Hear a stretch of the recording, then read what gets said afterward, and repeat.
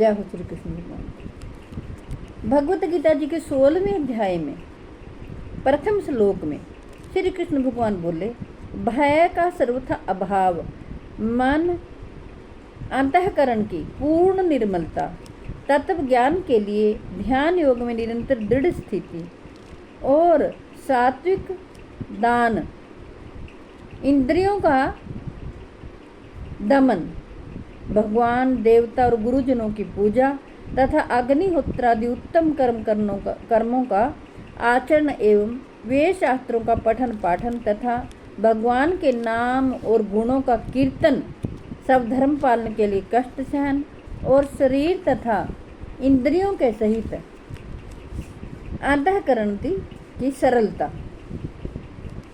प्रभु कहते हैं, मन वाणी और शरीर से किसी प्रकार भी किसी को कष्ट न देना, यथार्थ और प्रिय भाषण, अपना अपकार करने वाले पर भी क्रोध का न होना, कर्मों में कर्तापन के अभिमान का त्याग, अंतःकरण की उपरति अर्थात चित्त की चंचलता का अभाव, किसी की भी निंदा आदि न करना, सब भूत प्राणियों में हेतुरहित दया, इंद्रियों का विषयों के साथ संयोग होने पर भी उनमें आसक्ति का न होना, कोमलता, लोक और शास्त्र के विरुद्ध आचरण में लज्जा और व्यर्थ चेष्टाओं का अभाव।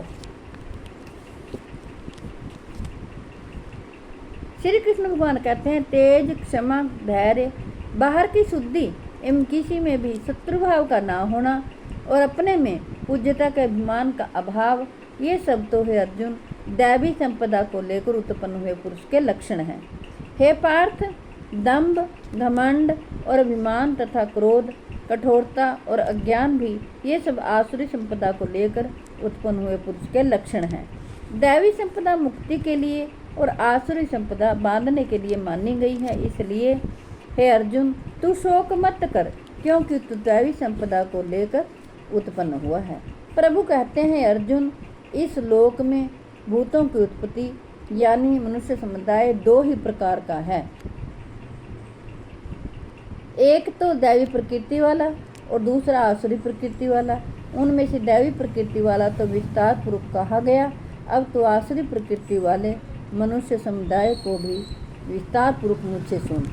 श्री कृष्ण भगवान कहते हैं, आसुर स्वभाव वाले लोग मनुष्य प्रवृत्ति और निवृत्ति इन दोनों को नहीं जानते हैं, इसलिए उनमें ना तो बाहर भीतर की शुद्धि है, ना श्रेष्ठ आचरण है और ना सत्य भाषण ही है।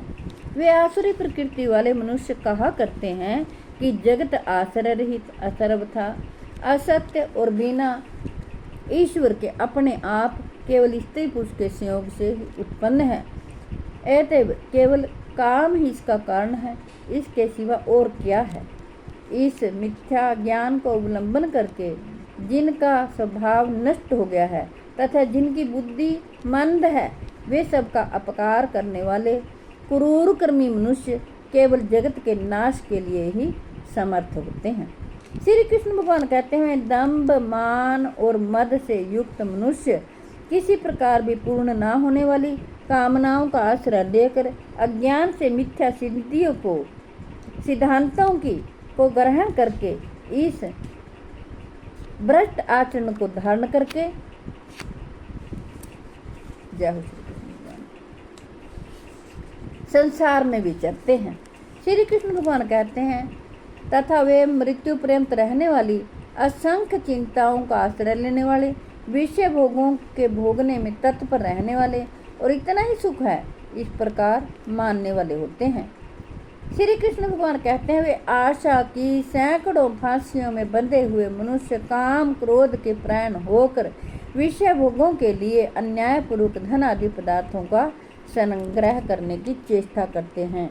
वे सोचा करते हैं कि मैंने आज यह प्राप्त कर लिया है और अब इस मनोरथ को प्राप्त कर लूँगा, मेरे पास यह इतना धन है और फिर भी वह हो जाएगा।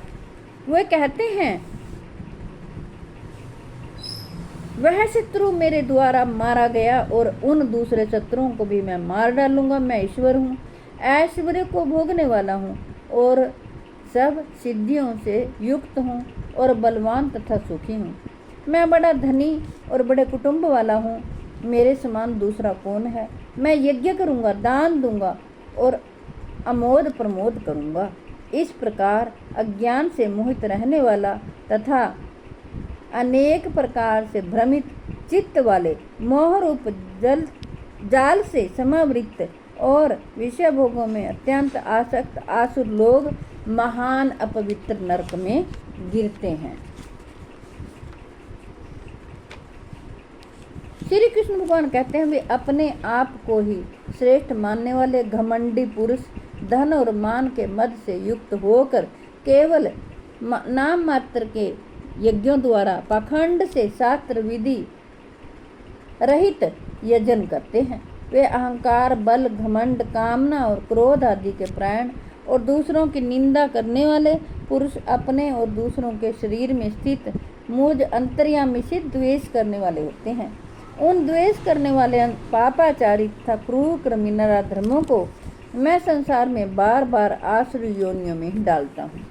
श्री कृष्ण भगवान कहते हैं, हे अर्जुन, मैं दृढ़ मूढ़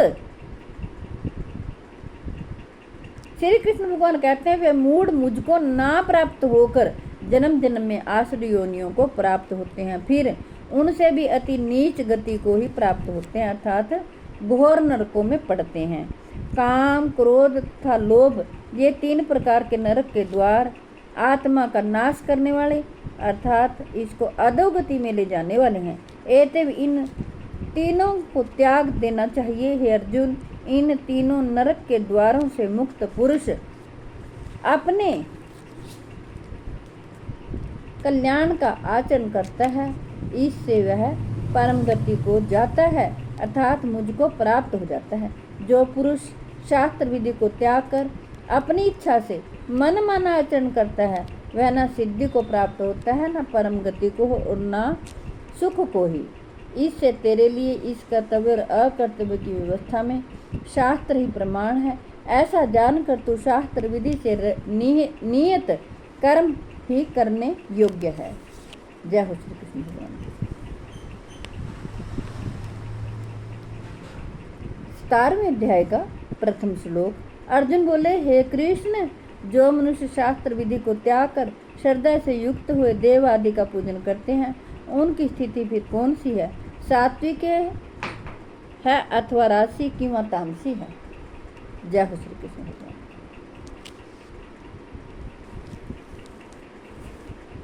मेरी आपसे हाथ जोड़कर प्रार्थना है कि आप जरूर भगवत गीता जी का पाठ सुने, क्योंकि संसार में बुरा हाल हो रहा है, देशों की आपस में लड़ाई पड़ रही है।